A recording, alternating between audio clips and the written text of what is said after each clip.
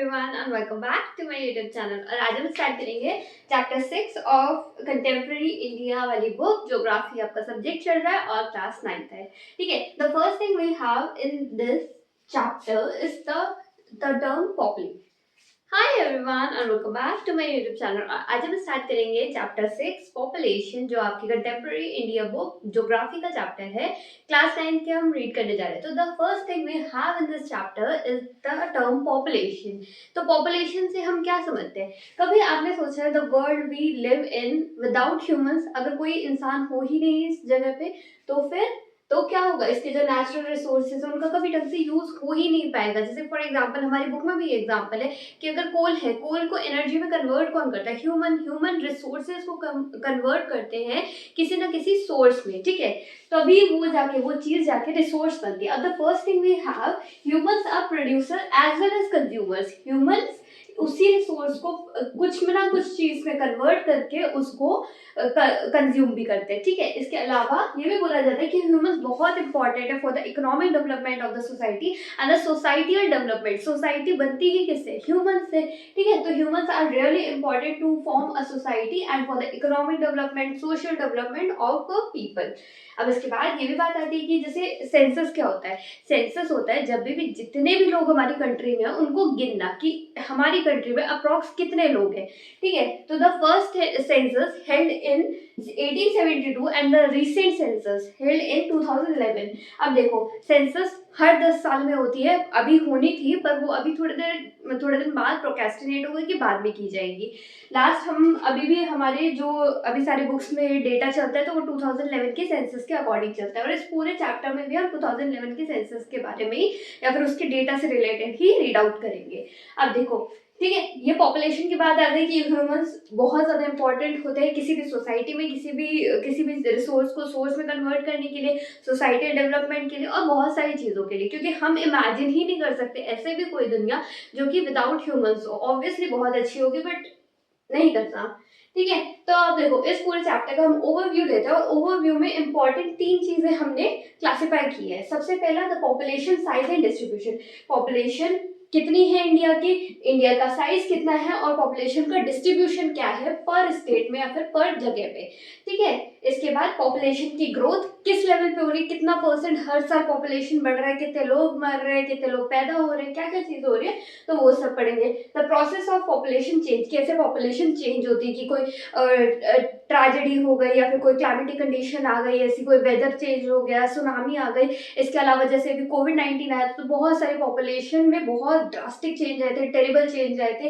इसके अलावा third characteristics of the end the qualities of population. क्या कैरेक्टरिस्टिक्स है हमारे इंडिया के पॉपुलेशन की, क्या क्वालिटीज है, ह्यूमंस क्या मिलके बना रहे हैं, क्या क्वालिटीज आ रही है, पॉपुलेशन अगर बढ़ रही है तो क्या हो रहा है, काम ज्यादा मिल रहा है, काम जनरेट हो रहा है, तो ये सब हम पूरा पढ़ेंगे चैप्टर 6 पॉपुलेशन में। अब हम चलते हैं अगले वाले टॉपिक पे। Okay, now we are reading the population size and distribution. India के पॉपुलेशन का क्या साइज है, किस तरह से डिस्ट्रीब्यूट है हमारे पूरे कंट्री में, तो उसके बारे में पढ़ेंगे। तो सबसे पहले हम पढ़ेंगे कि इंडिया के पॉपुलेशन का क्या है। ठीक है, तो इंडिया की पॉपुलेशन मार्च में डिनोट की गई थी 1208 मिलियन। ठीक है, इतने लोग हैं हमारे इंडिया में, मार्च 2001 में थे। ठीक है, उसके बाद 16.7% ऑफ वर्ल्ड पॉपुलेशन हमारे इंडिया के अंदर रहती है। वर्ल्ड में 100% पॉपुलेशन है जिसमें से 16% ऑफ पॉपुलेशन, 16% से ज़्यादा 0.7 ऑल्सो परसेंट कहाँ पे रहती है? हमारे इंडिया के अंदर। और ये तो पुरानी वाली सेंसस से, हाँ, पुराने वाले डेटा से कर रखा है, बट अब तो और भी ज़्यादा बढ़ गया होगा। इसके अलावा हमारे पास 1.2 billion evenly unevenly distributed in India. देखो, ये मिलियन का हमने बिलियन में कन्वर्ट किया है, जो कि हुआ है 1.02 बिलियन। इतनी पॉपुलेशन इंडिया के अंदर रहती है, जो कि सेम है, मिलियन और बिलियन का सेम है। ठीक है, और ये अनइवनली डिस्ट्रीब्यूट है in the states of India और बाकी यूनियन टेरिटरीज। ठीक है, हाईएस्ट पॉपुलस स्टेट कौन सी है? उत्तर प्रदेश। और लीस्ट पॉपुलस स्टेट कौन सी है? सिक्किम। ठीक है, उत्तर प्रदेश में 166 मिलियन पीपल रहते हैं और इसमें 0.5 मिलियन भी पीपल नहीं रहते। ठीक है, इसके अलावा 16% ऑफ इंडिया पॉपुलेशन, इंडिया की पॉपुलेशन जितनी भी है इतनी है। ठीक है, इसकी 16% पॉपुलेशन कहाँ पे रिजाइड करती है? यूपी में, उत्तर प्रदेश में। इसके बाद जो हम यूनियन टेरिटरी का भी एक्स्ट्रा पढ़ लेते हैं कि यूनियन टेरिटरी लीस्ट पॉपुलेटेड कौन सी? लक्षद्वीप। और हाईली पॉपुलेटेड कौन सी है? दिल्ली। ठीक है, दिल्ली का तो ये सब नॉर्मली बता देंगे तो बहुत कॉमन सा आंसर हो जाएगा। इसके अलावा 50% ऑफ पॉपुलेशन, इंडिया की 50% पॉपुलेशन पांच स्टेट्स के अंदर रहती है। वो कौन कौन से स्टेट है?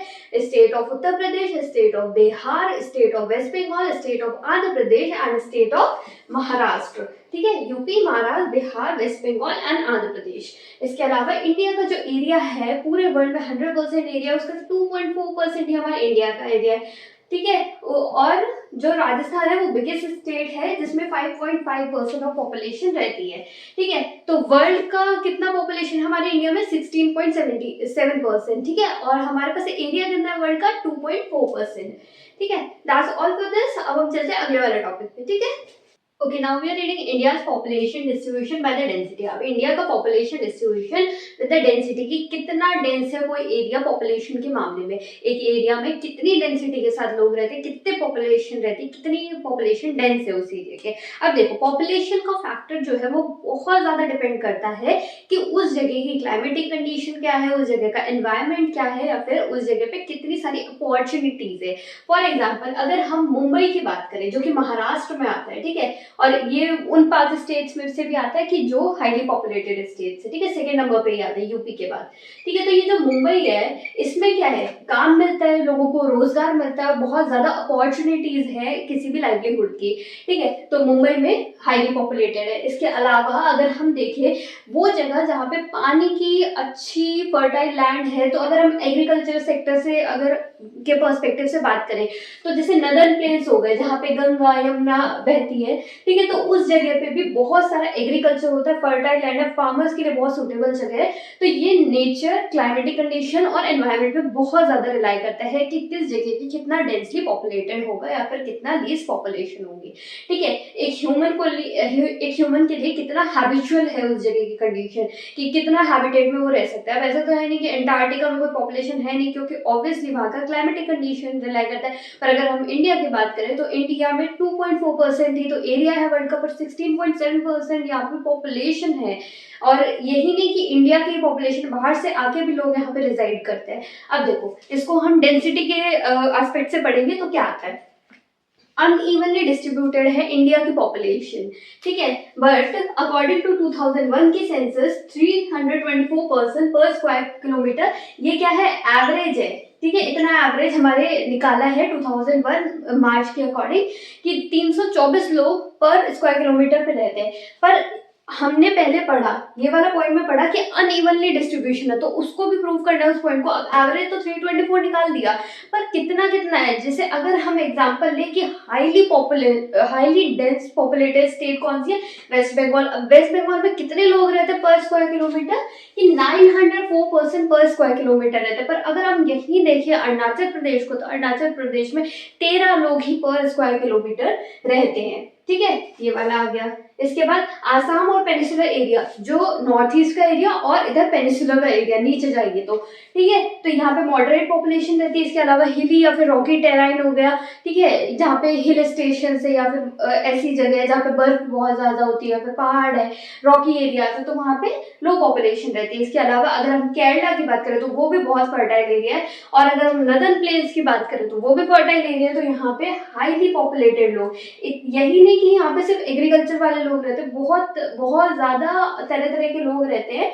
और काफी लोग तो अपना काम लेके रिमोट एरियाज में यही शिफ्ट हो जाते हैं कि एनवायरनमेंट अच्छा चाहिए, अच्छी एयर क्वालिटी चाहिए, या फिर अच्छी कंडीशन चाहिए रहने के लिए। तो ये हो गया हमारा कंप्लीट। इसके बाद हम चलते हैं अगले वाले टॉपिक में। Okay, now we are reading the population growth and the process of population change, कि पॉपुलेशन की ग्रोथ कैसी होती है, पॉपुलेशन का चेंज क्या होता है। जब हम इंट्रोडक्शन ले रहे थे तब हमने पढ़ा था कि पॉपुलेशन क्या होती है। अब पॉपुलेशन वर्ड का मतलब तो हमें समझ आ गया, पर अब हमें समझना है ग्रोथ वर्ड का मीनिंग। तो ग्रोथ कैसी होती है, तो grow of population is equal to change of number of inhabitants in the country. एक कंट्री में अगर यहाँ पे 2001 में रहते हैं 4 लोग, ठीक है, एग्जाम्पल ले रहे हैं एकदम, तो फिर 4 लोग यहाँ पे रहते हैं 2001 में, पर जब हमारा ये चेंज हुआ इनहैबिटेंट्स, यहाँ पे 5 लोग और आके रहने लग गए, या फिर 5 लोग का बर्थ हो गया, फिर 5 लोग अदर जगह से रिजाइड करने लग गए, तो ये 2 लोगों का इंक्रीज हुआ है। तो ये हो गया हमारे 2014 के बाद। अब 2001 से 2014 में हमारा 2 लोगों का इंक्रीमेंट आया। इन्हीं 2 लोगों के इंक्रीमेंट को बोला जाता है कि change of number of inhabitants. Change हुआ ना, नंबर ऑफ इनहैबिटेंट्स चेंज हुए, 4 से 6 हो गए, ठीक है। In a country is called as growth of population. ये क्या हुई है, ग्रोथ हुई है पॉपुलेशन की। इसके अलावा हम बात करते हैं कि पॉपुलेशन ग्रोथ को कितने तरीके से मेजर करा जाता है, तो 2 तरीके से। The first thing is absolute number increase in population, the second is annual growth rate. तो पहला वाला देखते हैं हम, ठीक है। Absolute number of increase in population ये कैसे मेजर होता है? अगर 1991 की सेंसस की बात करते हैं तो यहाँ एक जगह पे रह रहे 100 लोग। अब अगर नई सेंसस आई है और इस जगह पे रह रहे, ये नई लेटर सेंसस है, बाद की सेंसस है, उसमें कितने लोग रहने लगे? 140 लोग। अब कितना हुआ, माइनस करेंगे तो 40 लोग। तो ये जो 40 है ये ग्रोथ ऑफ पॉपुलेशन है, जिसको माना निकाला है हमने इस मेथड से, absolute number of increase in population. इसके अलावा सेकंड मेथड क्या आता है, एनुअल ग्रोथ रेट, कि पर percent equal to per annum, ठीक है। पर परसेंट पर एनम कितनी जगह पे कितना परसेंट इंक्रीमेंट हुआ है पॉपुलेशन का। एग्जाम्पल 2% इंक्रीज इन पॉपुलेशन कैसे?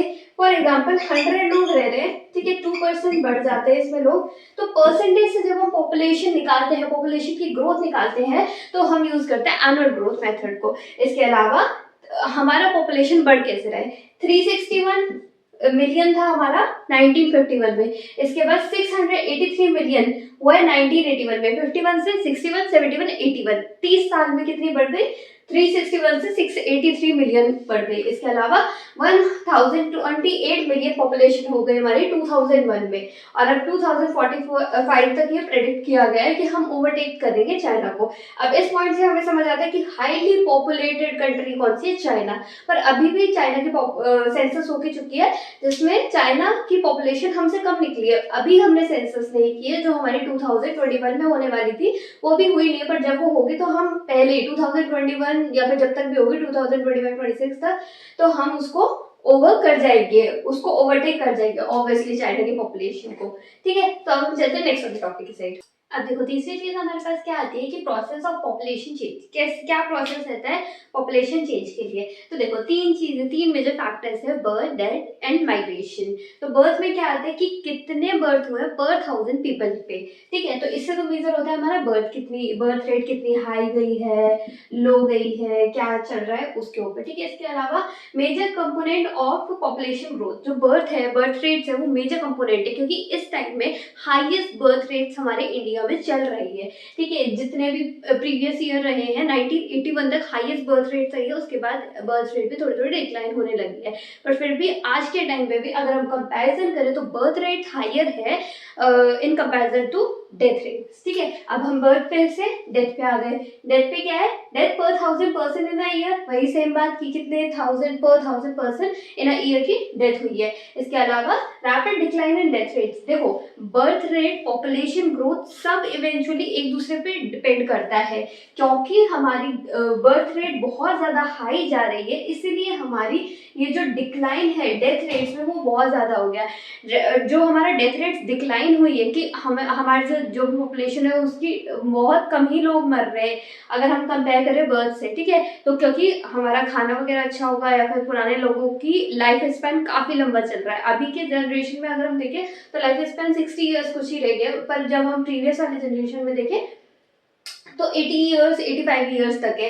इसके अलावा ये भी चीज़ें आती है कि पहले वाली बर्थ रेट बहुत ज़्यादा कम थी, जब हमारा कंट्री आज़ादी हुआ था, फ्रीडम मिली थी, तब बर्थ रेट बहुत ज़्यादा कम थी और डेथ रेट हाई थी, ठीक है। तो पॉपुलेशन में इतना इंक्रीमेंट क्यों आया, क्योंकि हमारे पास टेक्नोलॉजी अच्छी आ गई। पहले मोस्टली मदर्स बर्थ देते देते डेथ हो जाती थी उनकी, या फिर हमारे पास टेक्नोलॉजी अच्छी नहीं थी, बच्चे पैदा होते थे बच्चे मर जाते थे, या फिर a lot of this disturbances in the birth rates, ठीक है। तो उसको ठीक करने के लिए हमने टेक्नोलॉजी टेक्नोलॉजी को बढ़ाया और हमने बर्थ रेट्स को अच्छा किया और हमारी डेथ रेट्स भी डिक्लाइन हुई, इसलिए पॉपुलेशन बहुत ज़्यादा हो गई।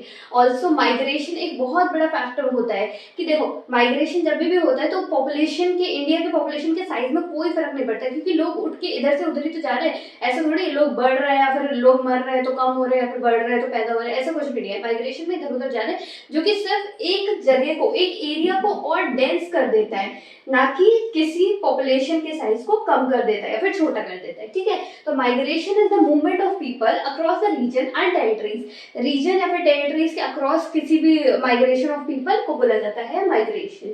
ठीक है, इसमें माइग्रेशन दो तरह से हो सकता है कि इंटरनल माइग्रेशन भी हो रहा है कि state to state migration. For example मैं दिल्ली में रहती हूँ, दिल्ली से मैं जयपुर शिफ्ट हो गई तो ये मेरा इंटरनल माइग्रेशन हुआ। अगर मैं इंडिया में रहती हूँ और इंडिया से मैं यूएस से शिफ्ट हो गई, ठीक है, यूएस से, तो ये क्या होगा, इंटरनेशनल माइग्रेशन। इसके अलावा रूरल टू अर्बन एरियाज, देखो बहुत सारे लोग for better life span, for better livelihood और या फिर अच्छे अपॉर्चुनिटीज के लिए बहुत सारे रूरल एरिया से लोग उठ के अर्बन एरियाज में आ जाते हैं। ठीक है, और ये बहुत ज्यादा फैक्टर है, मेजर फैक्टर है ये अर्बन माइग्रेशन का। ठीक है, तो दैट्स ऑल फॉर ये प्रोसेस ऑफ पॉपुलेशन चेंज में हमने पढ़ा बर्थ, डेथ एंड माइग्रेशन। अब हम चलते हैं अगले वाले स्लाइड पे। अब देखो इसमें क्या है कि अब देखो अब हम पढ़ते हैं एज कंपोजिशन। तो एज कंपोजिशन में क्या आता है, number of people in different age groups, कितने नंबर ऑफ पीपल है डिफरेंट एज ग्रुप्स के। फॉर एग्जांपल हमने 3 पार्ट में क्लासिफाई किया है, first is children, second is working population and the third is aged people. तो देखो इनका सबसे पहले हम पढ़ेंगे चिल्ड्रन। अब चिल्ड्रन कौन होता है, जो बच्चे बिलो 15 ईयर्स होते हैं उनको हम रखते हैं चिल्ड्रन में। ठीक है, तो ये जो बच्चे होते हैं ये इकोनॉमिकली अनप्रोडक्टिव होते हैं, क्योंकि 15 साल से नीचे के बच्चे से तुम क्या ही काम कराओगे, and need to be provided with food, cloth, education, shelter and medical care. इन बच्चों को, ये बच्चे नीडी होते हैं, ठीक है, तो इन बच्चों को जरूरत होती है कि इनकी केयर करें, इनको फूड मिले, इनको हम लोग प्रोवाइड करवाते हैं, जो बड़े लोग हैं, जो इस वाले ग्रुप के या फिर इस वाले ग्रुप के, तो ये लोग प्रोवाइड करवाते हैं बच्चों को। कि ये वाला क्या होता है, ये हमारा एसेट होता है, एसेट में हम काम करते हैं, एफर्ट्स डालते हैं कंसिस्टेंटली, तो ये बच्चे बन जाते हैं वर्किंग एज वाले बच्चे। और वर्किंग एज क्या होती है, 15 ईयर्स से लेके 59 ईयर्स के जो लोग होते हैं ये होता है इकोनॉमिकली प्रोडक्टिव। हमारे इंडिया की इकोनॉमी में मेजर रोल इन वाले एज कैटेगरी लोगों का रहता है, और आप में से काफी लोग इस एज कैटेगरी में फॉल करते हैं, इवन मैं भी इसमें फॉल करती हूँ। इसके अलावा ये लोग इकोनॉमिकली प्रोडक्टिव होते हैं, ठीक है, इकोनॉमी में बहुत ज्यादा हेल्प करते हैं, वर्किंग पॉपुलेशन होती है और बायोलॉजिकली रिप्रोडक्टिव होते हैं। इसके अलावा जो हमारे एजेड लोग होते हैं, अब ये वाली कैटेगरी से हम मूव करते हैं एजेड में, तो एजेड में अब 59 ईयर्स के जो भी लोग होते हैं तो वो अपने वॉलंटरी या तो खुद की स्वेच्छा से वॉलंटरी काम करते हैं, या फिर काम नहीं भी करते क्योंकि वो रिटायर हो जाते हैं। तो मे और मे नॉट इकोनॉमिकली प्रोडक्टिव, हो भी सकते हैं इकोनॉमिकली प्रोडक्टिव और नहीं भी हो सकते हैं। ठीक है, not available for employment recruitment, recruitment इन लोगों का होता है पर ये अभी नए रिक्रूट नहीं होते किसी भी जगह पे, and may be voluntary working. ठीक है, ये अगर हमें समझ में आ गया, हम चलते हैं अगले वाले टॉपिक की साइड। देखो अब हम पढ़ेंगे 6 रेशियो। ठीक है, तो इसमें क्या, इसका मतलब क्या होता है, नंबर ऑफ फीमेल्स पर 1000 मेल्स, कितनी फीमेल्स है हर 1000 मेल्स पे। ठीक है, तो इसको देखेंगे हम, मीजर करते हैं, इससे क्या मीजर होता है कि इक्वालिटी कितनी ज्यादा है एक फीमेल्स के रेशियो में और एक मेल्स के रेशियो में। ठीक है, तो India always have unfavourable ratio two females, females के लिए हमेशा अनफेवरेबल रेशियो रहा है, क्योंकि हमेशा पर 1000 मेल्स से अगर हम कंपेयर करें तो उससे बहुत ज्यादा कम ही फीमेल्स रहती है।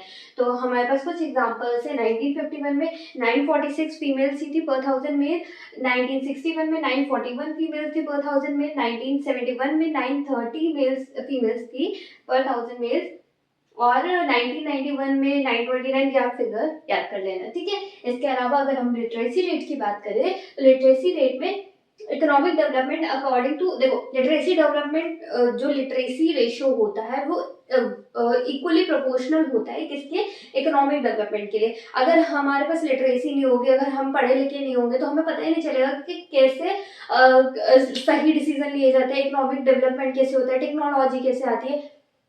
तो बहुत सारी चीजें डिपेंड करती है प्रोपोर्शनली इन दोनों चीजों पे। तो देखो अकॉर्डिंग टू सेंसस ऑफ 2001 एक पर्सन अबव 7 इयर्स, देखो क्राइटेरिया दे रखा है कि किस किस इंसान को हम लिटरेट मानेंगे और किसको इलिटरेट मानेंगे। तो ये क्राइटेरिया दे रखा है अकॉर्डिंग टू सेंसस ऑफ 2001 में। क्राइटेरिया आया कि एक इंसान जो कि 7 साल से बड़ा है, अगर वो पढ़ना लिखना और कोई भी लैंग्वेज में किसी भी चीज को समझता है, अंडरस्टैंडिंग है, तो वो पर्सन क्या कहलाया जाएगा, लिटरेट। वो अनपढ़ नहीं है, वो पढ़ा लिखा आदमी है। ठीक है, केरला मोस्ट लिटरेट स्टेट है हमारे इंडिया की। इसके बाद 2001 की सेंसस में 64.84% हमारे लिटरेट पीपल थे, एज वेल एज मेल्स इसमें 75% थे जो कि डोमिनेट कर रहे थे, और फीमेल जो है 53.67% थी। ठीक है, सेक्स रेशियो और लिटरेसी रेट के लिए इतना ही। अब हम चलते हैं अगले वाले उस पे। अच्छा, अब हम देखेंगे ऑक्यूपेशनल स्ट्रक्चर क्या है। ठीक है, तो ऑक्यूपेशनल स्ट्रक्चर में क्या है, distribution of population according to occupation. किस ऑक्यूपेशन में कितने लोग इन्वेस्टेड हैं उसके ऊपर उसका डिस्ट्रीब्यूशन हमें समझाता है ऑक्यूपेशनल स्ट्रक्चर। अब देखो 3 तरह की एक्टिविटीज हैं जिसमें डिवाइड है हमारे पॉपुलेशन के ऑक्यूपेशन को। तो द फर्स्ट इज प्राइमरी। अब देखो 2 टाइप की कंट्रीज होती है, डेवलपिंग एंड डेवलप्ड कंट्रीज। तो जो डेवलप्ड कंट्रीज होती है उसमें मोस्टली लोग होते हैं टर्शियरी सेक्टर और सेकेंडरी सेक्टर के। वो लोग ज्यादा एग्रीकल्चर में ध्यान नहीं देते, या फिर देते भी हैं तो बहुत कम पॉपुलेशन होती है। और इस जो टर्शियरी और सेकेंडरी सेक्टर है वो सबसे ज्यादा बूम देता है किस चीज में, हमारे इकोनॉमिक ग्रोथ में। पर जो वहीं पे डेवलपिंग कंट्रीज है वो मोस्टली इन्वॉल्व होती है किसमें, प्राइमरी सेक्टर में, और फिर टर्शरी में, फिर सेकेंडरी में। तो देखते हैं प्राइमरी सेकेंडरी और टर्शरी सेक्टर में क्या है। तो प्राइमरी सेक्टर में इंक्लूड होता है agriculture, forestry, animal husbandry, fishing and mining.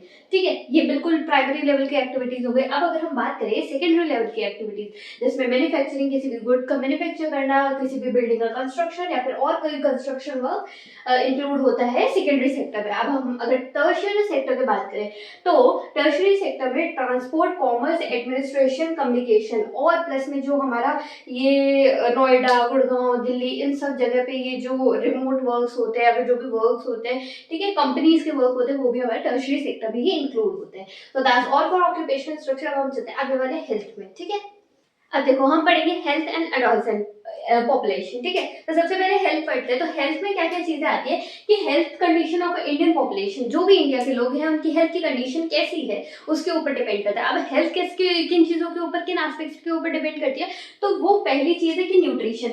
कोई लोग अपने प्लेट में क्या खाना खा रहे हैं, उस प्लेट के अंदर कितना न्यूट्रिशन, कितने प्रोटीन है, कितने कार्ब्स है, कितने फैट्स हैं, और कितना ज्यादा न्यूट्रिशियस है वो हमारी बॉडी के लिए और हमारी हेल्थ को कितना अच्छा रखता है, उसके ऊपर ध्यान देना। या फिर सेफ ड्रिंकिंग वाटर, जो साफ पानी हो, ठीक है, उसको पीना चाहिए, क्योंकि ऑल्दो हमारी बॉडी बनती है 70% ऑफ वाटर से। ठीक है, ब्लड में वाटर चल रहा है, हर चीज में वाटर है हमारे यहाँ पे। तो फिर वाटर को अगर हम साफ पानी नहीं पियेंगे तो ऑब्वियसली हम किसी न किसी चीज से बीमार हो जाएंगे, या तो हमें फूड पॉइजनिंग हो जाएगी या फिर कोई वाटर की इन्फेक्शियस डिजीज हमारे अंदर हो जाएगी। ठीक है, तो इसलिए अच्छा पानी पीना चाहिए, साफ पानी पीना चाहिए। इसके अलावा सैनिटेशन, देखो हाइजीन नहीं रखोगे तो बहुत सारी दिक्कतें आ सकती है, तो सैनिटेशन पे भी बहुत ज्यादा ध्यान देना चाहिए। प्लस में अवेयरनेस रूरल सेक्टर में, जब भी रूरल एरियाज की बात करते हैं तो वहाँ पे लोगों को अवेयरनेस नहीं होती, भोले होते हैं लोग, या फिर समझ नहीं पाते इतना चीजों को, अंडरस्टैंडिंग नहीं हो पाती।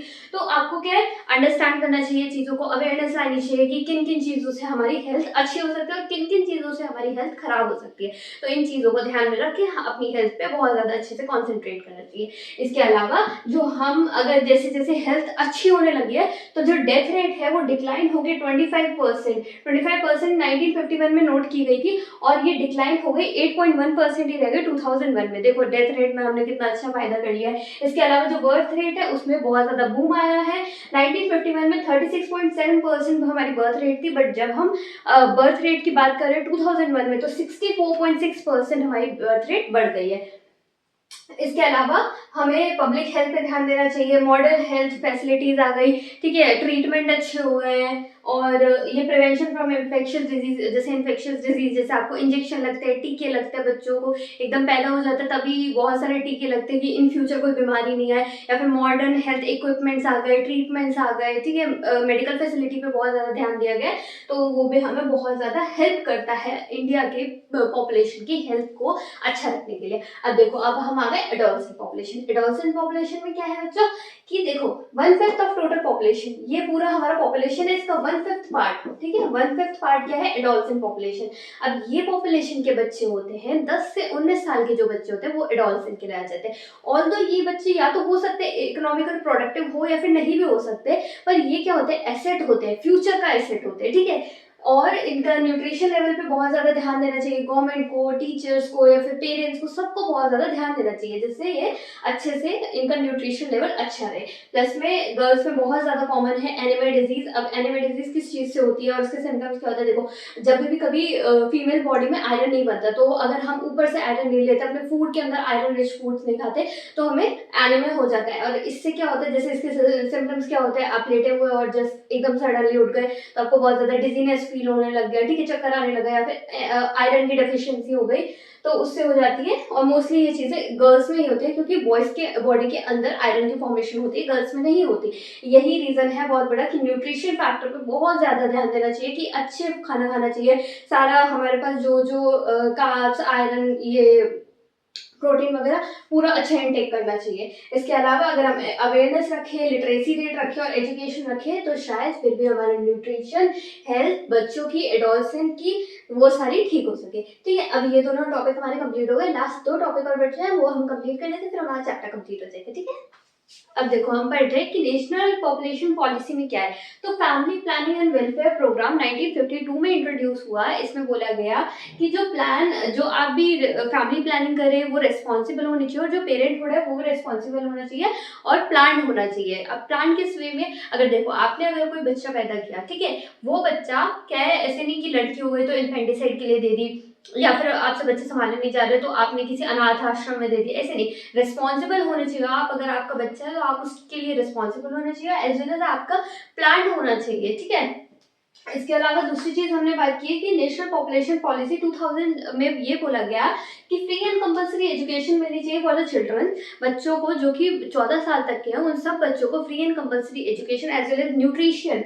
और इन्फेंट मॉर्टेलिटी, जो बच्चे पैदा होते हैं, इन्फेंट्स होते हैं, वो पैदा होते ही मर जाते हैं, उनको भी हमें उस चीज़ को डिक्रीज करना है, डिक्लाइन करना है। That's all for this chapter, that's all for this video. मैं आपको बताती हूँ अगले वाली वीडियो में। तब तक आप अपना ध्यान रखिए, आप खुश रहिए। और हमारा क्या है, कंटेम्प्रेरी इंडिया का फर्स्ट पार्ट ज्योग्राफी अब हमारा पूरा कंप्लीट हो गया 9th क्लास का। ठीक है, तो आप मुझे कमेंट करके बता देना आपको भी 10th क्लास की ज्योग्राफी पढ़नी है, या फिर हम पॉलिटिकल साइंस, इकोनॉमिक्स या फिर हिस्ट्री में से क्या स्टार्ट करें, तो मैं वही स्टार्ट कर दूंगी। ठीक है, थैंक यू फॉर वॉचिंग। मैं मिलती हूँ आपको अगली वीडियो में। Bye bye.